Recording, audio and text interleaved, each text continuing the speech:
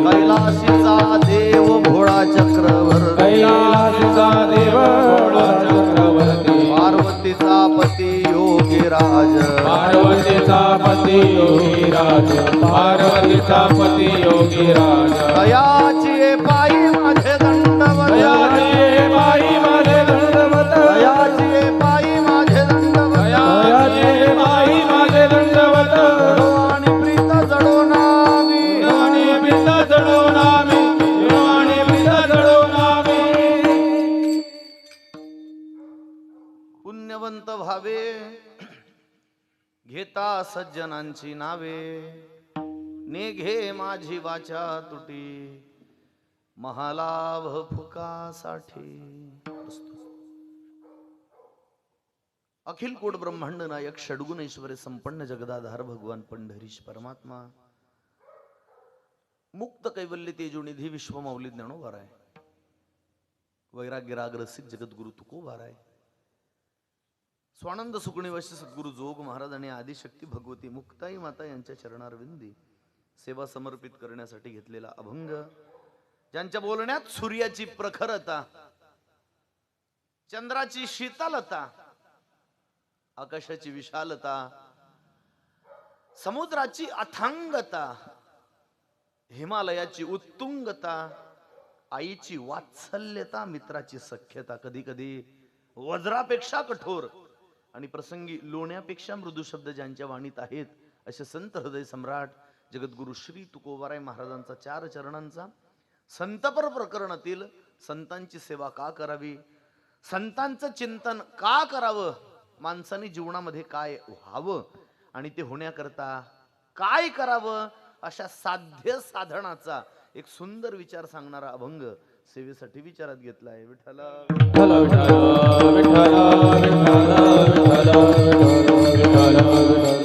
अभंगावर काही वेडवाकडं बोलण्यापूर्वी असा परिहार द्यायचा तो असा की भगवान श्री भोलेनाथांच्या या पवित्र दरबारामध्ये महाशिवरात्रीच्या पावन पर्वावर संपन्न होत असणारा हा भक्ती उत्सव उमाशक्ती महिला भजनी मंडळ आणि शिवशंकर मंदिर यांच्या संयुक्त विद्यमाने संपन्न होत असणारा हा भक्ती उत्सव आणि या भक्ती उत्सवातील आजची ही तिसरा ना गोकुळ महाराज 3ऱ्या दिवसाची चिंतन सेवा या चिंतन सेवेसाठी उमाशक्ती महिला मंडळ शिवशंकर मंदिर आणि उपस्थित सर्वच कार्यकर्ते मंडळी यांच्या वतीनं यांच्या माध्यमातून आमचे स्नेही आदरणीय श्री देवेंद्र दादा पाटील यांच्या संपर्कातून या सेवेचा योग विठ्ठला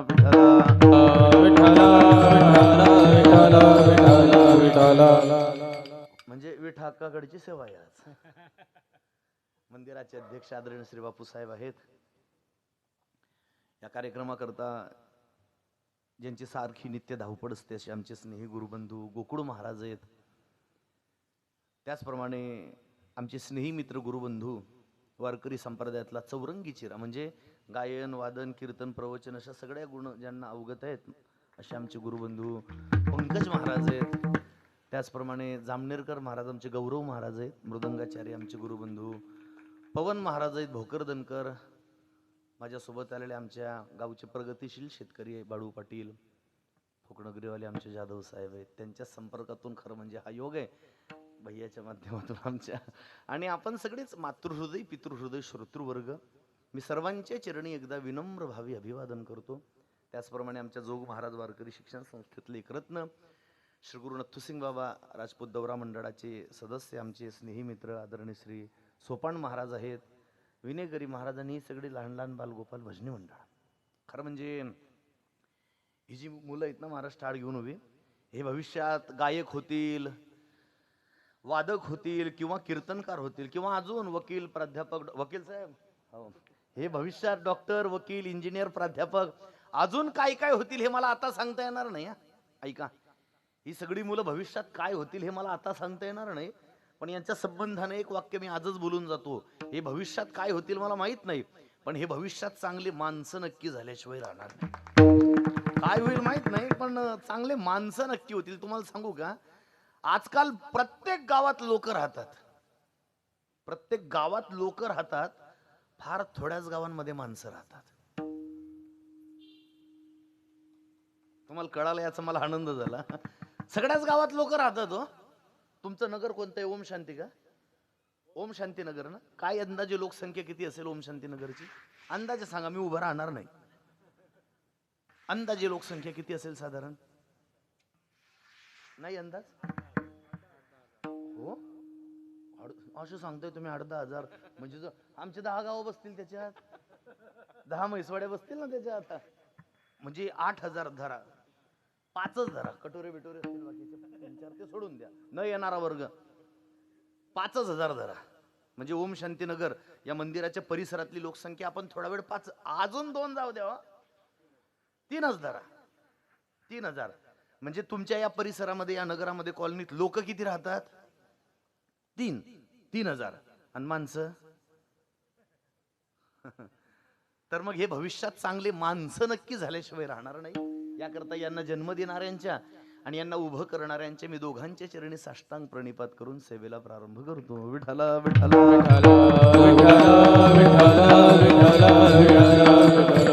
छान उत्तम साऊंड सिस्टीम आहे. प्रशस्त अशा प्रकारच्या आपल्याला बसण्याकरता ही जागा आहे. 3ऱ्या दिवसाची चिंतन सेवा आहे आणि आपण जगद्गुरु तुकोबारायांचा अभंग आपण सेवेत विचार. अभंग अतिशय गोड आहे, जवळजवळ सगळ्यांच्या परिचयाचा आहे. आणि महाराज या अभंगातून संतांची सेवा का करावी, संतांचं चिंतन का करावं, माणसाने जीवनामध्ये काय व्हावं आणि ते होण्याकरता काय करावं, अशा साध्य साधनाचा एक सुंदर विचार महाराज या अभंगातून आपल्या समोर मांडताय. तुमचा माझा पहिलाच प्रसंग आहे. मी 2 गोष्टी क्लिअर करून देतो. हे पहा, मी थोडा शांतताप्रिय माणूस आहे. तुम्ही अशीच शांतता ठेवा. मी पूर्ण वेळ 10 वाजेपर्यंत व्यवस्थित चिंतन करण्याचा प्रयत्न करेल. एक. दुसरी गोष्ट अशी, कदाचित तुम्हाला बरं वाटेल असं कीर्तन मी करणार नाही. म्हणजे सुरुवातीला सांगून दिलेलं, बरं ज्यांना जायचं ते मोकळे, तुम्ही बसावं असं आपला मुळीच आग्रह नाही. पण क्लिअर करून देतो सुरुवातीला, तुम्हाला बरं वाटेल असं कीर्तन कदाचित मी करणार नाही, पण माझं आणि तुमचं बरं होईल असं कीर्तन करण्याचा मी नक्की प्रयत्न करेन. कारण ऐका, कथा कीर्तन बरं वाटण्याकरता नसतात हो, बरं होण्याकरता असतात.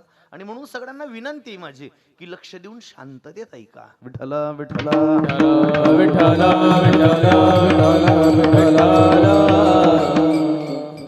संतांचं चिंतन का करावं महाराज या अभंगातून आपल्या समोर मांडत आहे. लक्ष द्या, ऐका. हे पहा, आपला संप्रदाय असा आहे, या संप्रदायामध्ये जशी देवाची सेवा केली जाते तशी संतांची सुद्धा सेवा करणार आपला संप्रदाय. जसं देवाचं चिंतन केलं जातं तसं संतांचं सुद्धा चिंतन करणार आपला संप्रदाय. किंबहुना त्याही पेक्षा, म्हणजे देवाच्या सेवेपेक्षा आणि देवाच्या चिंतनापेक्षा अधिक प्रकर्षानं संतांची सेवा आणि संतांचं चिंतन करणारा आपला संप्रदाय. पुढचं वाक्य बोललो तर कदाचित यांना म्हणा पुढे येऊन बोका. विठ्ठला विठ्ठला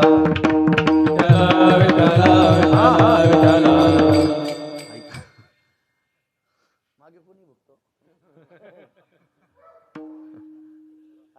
अनुभव. आता कालच्या पोस्टवर का कमी भोगताय का माझ्या? विठ्ठला विठ्ठला विठ्ठला विठ्ठला ऐका, पाहिलं असेल ना? ऐका ऐका, तुम्ही आपण सगळेजण देवाचं चिंतन करतो, करतात ना? आपण देवाचं चिंतन करतो, पण आपण ज्या देवाचं चिंतन करतो ना, तो देव मात्र स्वतः संतांचं चिंतन करतो. आपण देवाचं चिंतन करतो, पण देव संतांचं चिंतन करतो. आमचे श्री गुरु नथुसिंग बाबा एक दृष्टांत सांगायचे, पंढरपूरच्या इतिहासातली घडलेली घटना, पंढरपूरचा घडलेला वृत्तांत बाबा सांगायचे. ते म्हणायची, जुन्या काळात पांडुरंगाच्या रावडाची पंढरपुरातली सगळी जबाबदारी प्रल्हाद काका बडवे यांच्याकडे होती. कोणी नाव ऐकलं असेल नसेल मला कल्पना नाही, पण प्रल्हाद काका बडवे म्हणजे वारकरी संप्रदायातले फार मोठे अधिकारी सत्पुरुष होऊन गेले. भगवान पंढरीनाथाचा सगुण साक्षात्कार त्यांच्या जीवनात झाला होता. भगवान पांडुरंग परमात्मा प्रल्हाद काका बडव्यांसोबत बोलायचे असे अधिकारी सत्पुरुष प्रल्हाद काका बडवे. देवळाची सगळी जबाबदारी त्यांच्याकडे होती. पूर्वी शेजारती झाली आणि शेजारती झाल्यानंतर त्यांनी गर्भगृहाची द्वार बंद केली, गाभारा बंद केला, दुसरं द्वार बंद केलं, महाद्वार बंद केलं आणि प्रल्हाद काका आपल्या निवासस्थानाकडे जाण्याकरता निघाले. प्रल्हाद काकांचं निवासस्थान म्हणजे आपण जर पांडुरंगाच्या देवळासमोर नामदेव पायरीजवळ महाद्वारात उभे राहिलो, तुम्ही गेले का पंढरपूरला? बोलत जा. हा, पंढरपूरला गेलेत सगळे? वा, आनंद आहे. आणि जे राहिले असतील त्यांनी सुद्धा एकदा पंढरपूरला जा. म्हणजे सर्वांनी एकदा पंढरपूरला जा, फक्त जायच्या अगोदर जा. धन्यवाद. जायच्या अगोदर सगळ्यांनी एकदा पंढरपूरला जा. नामदेव पायरी समोर जर आपण उभे राहिलो ना महाद्वारात, तर डाव्या हाताने जो रस्ता जातो असा थोडासा चढाव आहे. तिथे पुढे गेल्यानंतर तो उज्ज्वला सुफला सेतू लागतो. मुखदर्शनाची बारी येते तिकडून वरून. त्या उज्ज्वला का सुफला सेतू असं काहीतरी नाव दिलंय त्याला. उज्ज्वला सेतू संस्थानने, पंढरपूरच्या देवस्थानने तुकोबारांच्या नावे उभारलेलं जे तुकाराम भवन आहे, त्या तुकाराम भवनाला अगदी लागून ती इमारत आहे. ती पडकी एक इमारत, प्रल्हाद मंदिर म्हणून आज सुद्धा एक पडकी इमारत त्या ठिकाणी. कधी गेले तर पहा. म्हणजे पंढरपूरला गेल्यानंतर हे असं पाहायचं असतं. तुम्ही घुसता बांगडी बाजारात, तुम्ही घुसता घोंगडी बाजारात, सोलापुरी चादरी, बैलांच्या झुले हे गाठोडे बांधून बांधून घरी आणतात. पंढरपुरात गेले की हे असं पाहायचं असतं. प्रल्हाद मंदिर कधी गेले तर पहा, पडकी इमारत आहे. प्रल्हाद काका त्या ठिकाणी राहायचे. आपल्या घरी गेले, झोपे गेले. रात्रीचे 2:30-3 वाजले असतील, ऐका. आणि रात्रीचे 2:30-3 वाजता प्रल्हाद काकांना जाग आली. देवळातून कोणीतरी भजन करतंय असे स्वर त्यांच्या कानावर येऊ लागले. प्रल्हाद काका अतिशय दयाद्र अंतःकरणाचे सत्पुरुष होते. त्यांनी विचार केला, देऊळ बंद करत असताना नजर चुकीने कोणी आत राहून तर गेलं नसेल ना. त्याला जर तहान लागली, त्याला लघुशंका वगैरे आली, त्याने कुठे जावं, आणि म्हणून आपण त्याला देवळाच्या बाहेर काढलं पाहिजे. आणि म्हणून काकांनी हातामध्ये जुना काळ, लाईट बिटी काही नसायच्या, बॅटरी नसायची, त्यांनी हातामध्ये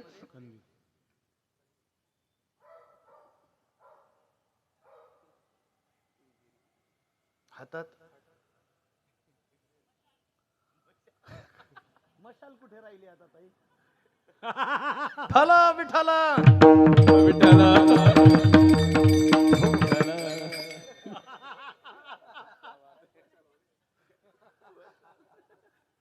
ज्यांना कळालं त्यांना धन्यवाद. बाकीचे महाप्रसादाला येत जा. विठला विठला.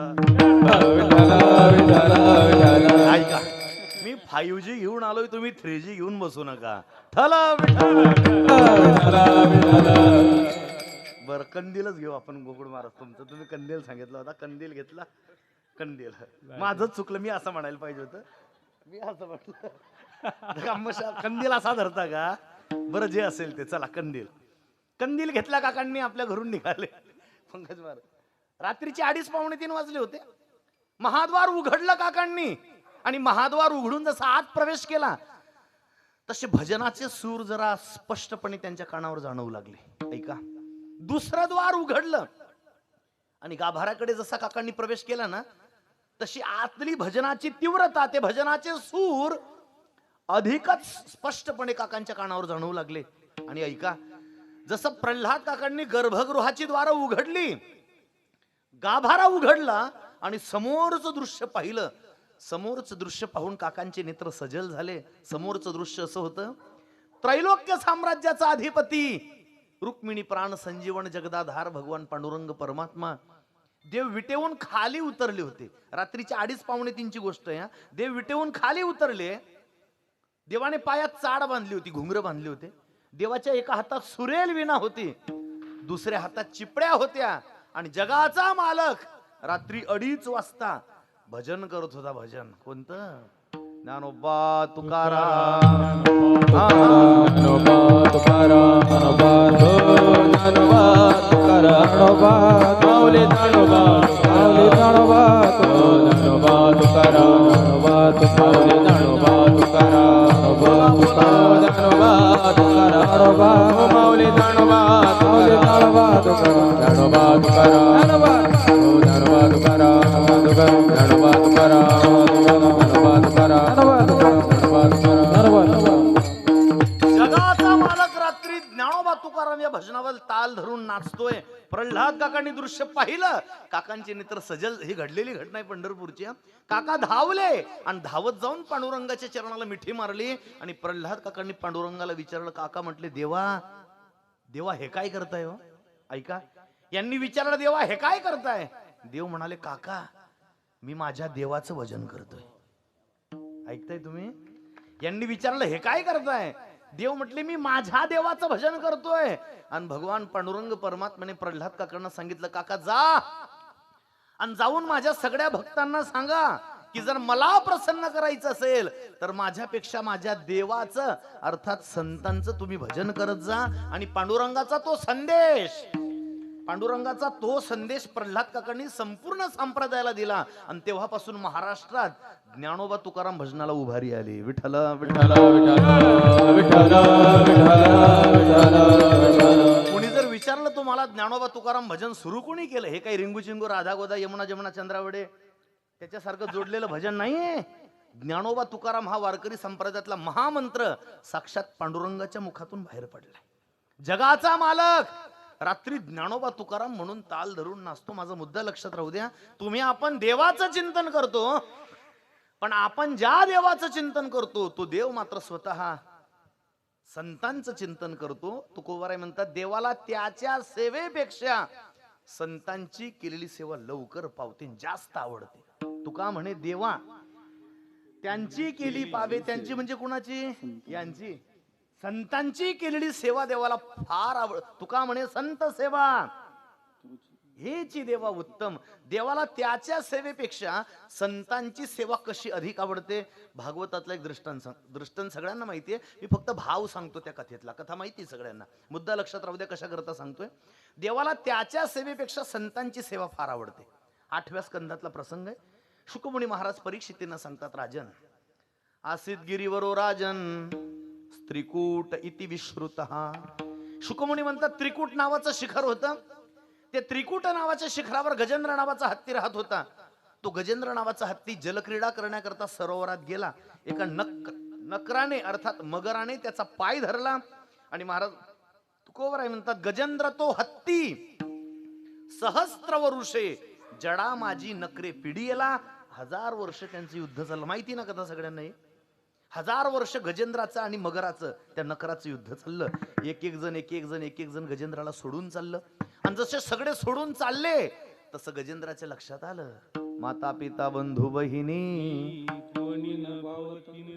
इष्ट मित्र स्वजन सखे हे तो सुखाची मांडणी. एकला मी दुःख भोगी कुंभ पाक जाचणी. तेथे कोणी सोडविना एका सद्गुरु वाचोनी. धर्म जागो सदैवाचा जे बापर उपकारी. आंधळ्या दृष्टी देतो त्याचे नाव.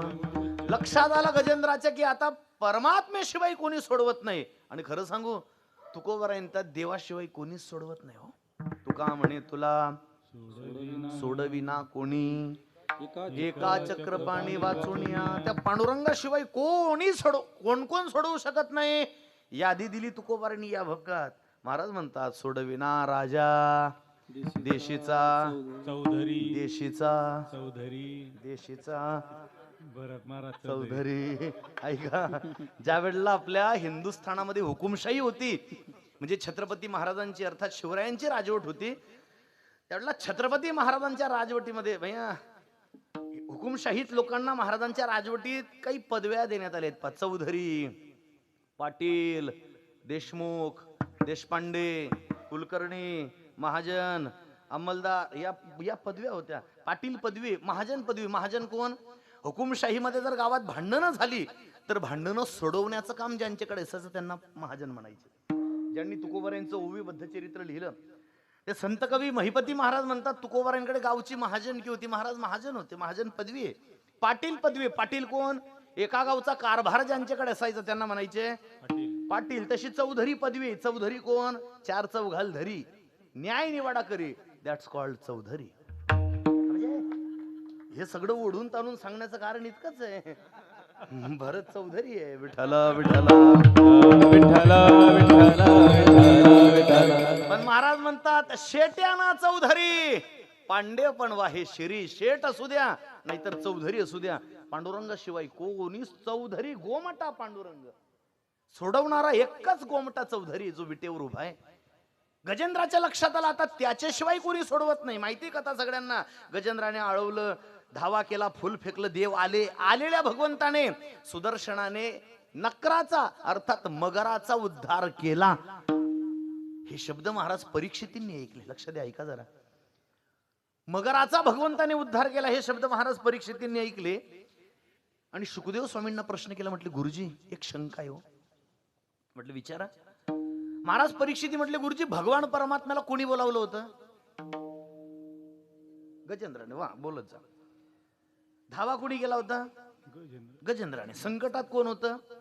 गजेंद्र. अडवलं कोणी? अडवलं म्हणजे बोलावलं कोणी? गजेंद्राने. फुल कोणी फेकलं? गजेंद्राने. नाव कोणी घेतलं? गजेंद्राने. देव आले कोणा करता? गजेंद्रा करता. उद्धार कोणाचा केला? आले कोणा करता? गजेंद्रा करता. मग उद्धार कोणाचा केला पाहिजे होता? पहिले गजेंद्र. नंतर जाता जाता मगराचा उद्धार केला असता काही दुमत नव्हतं. पण महाराज परीक्षिती म्हटले गुरुजी देवाचा क्रम चुकला असं मला वाटतंय. आले कुणा करता? बरोबर आहे ना. म्हणजे सिनियरिटीला काही किंमत आहे की नाही? यांनी आई निवडणुकीच्या तोंडावर पक्ष प्रवेश करा आणि तुम्ही लगेच तिकडे देतात. मग बाकी तुम्ही का सतरंजा उचलता का? बाकीचे सुधरान जरा. किती दिवस करणार हे उद्योग? सिनियरिटीला किंमत आहे की नाही काही?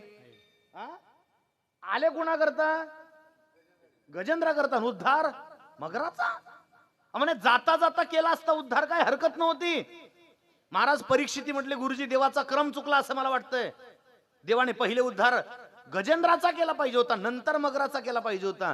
शुकमुनी म्हटले राजन सगळं ठीक आहे. इतकी गोड संगती लावून दिली त्यांनी. ऐका, इतका गोड भाव सांगितला. शुकमुनी म्हटले राजन भगवान गजेंद्रा करताच आले होते, पण गजेंद्रा करता आलेल्या भगवान परमात्म्याने आधी उद्धार मगराचा केला का? भगवान जसे प्रकट झाले ना तिथे, परमात्म्याने तिथलं दृश्य पाहिलं. देवाला असं दिसलं या मगराने नकराने गजेंद्राचा पाय धरला होता. मगराने गजेंद्राचा पाय धरलाय. हे दृश्य पाहून परमात्मा इतके भारावून गेले, इतके प्रसन्न झाले. भगवान विचार करतात गजेंद्र आपला भक्तच आहे, आपण त्याच्याकरता चालूय. गजेंद्राचा उद्धार करायचाच आपण त्याच्याकरता चालूय. पण पहिले उद्धार मगराचा केला का? भगवान विचार करतात गजेंद्र आपला भक्त आहे आणि या मगराने आपल्या भक्ताचा पाय धरलाय. प्रभू म्हणतात जो माझ्या भक्ताचे पाय धरतो पहिले उद्धार त्याचा, नंतर भक्ताचा. विठ्ठल विठ्ठल विठ्ठल विठ्ठल विठ्ठल. देवाला त्याच्या सेवेपेक्षा संतांची केलेली सेवा फार आवडते. हे नसेल दृष्टांत समजलेले सगळे तर अगदी ग्रामीण भाषेतलं तुमच्या लक्षात येण्यासारखं दृष्टांत सांगतो. अगदी खेड्यातला मुद्दा लक्षात राहू द्या तेवढा.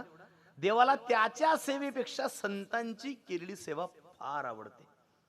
काय झालं, एका सासू ते शास्त्रामध्ये तक्र स्नुषा आणाय सांगितलं. तक्र स्नुषा. तक्र म्हणजे ताक आणि स्नुषा म्हणजे सून. सून म्हणजे कोणती? इंग्लिश मधला सून नाही, हाच आपला सासू मधली सून, सासू सुनेतली सून. त्याला तक्र स्नुषा न्याय म्हटलं शास्त्राने.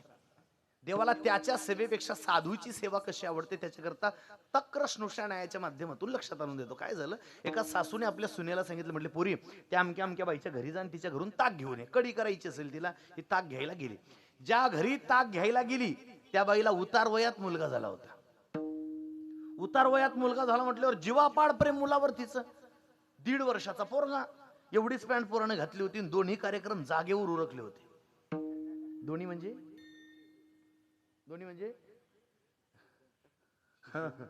लहान मुलांना संस्कृत मध्ये शिशु म्हणतात. शिशु का म्हणतात शिशु माहिती का?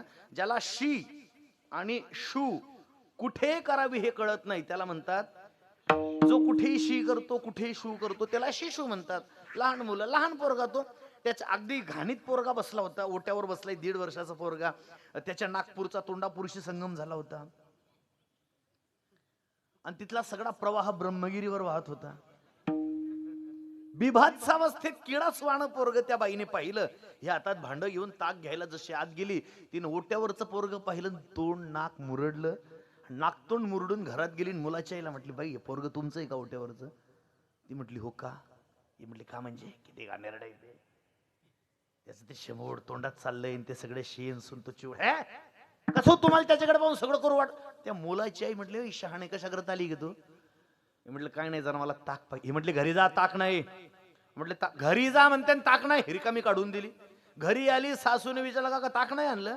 ती म्हटली आता विनाकारण पाठवलं तुम्ही, मला ताकच नाही त्यांच्याकडे. आता आपल्या घरचा कार्यक्रम कसा आहे सासूला चांगला माहित होता. ही फाटक्या तोंडाची होती. कोण असं जाहीर बोलत का? सासूला चांगलं माहिती. सासू म्हटली तू काय तोंड वाजवून आली का तिथे?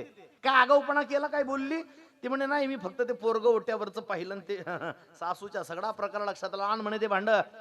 तिच्या हातचं भांड घेतलं आणि त्याच घरात ताक घ्यायला गेली. ते पोरग लक्षात आहे का तुमच्या? कोणतं? हा, त्याचं काम आहे आपल्याला इथे.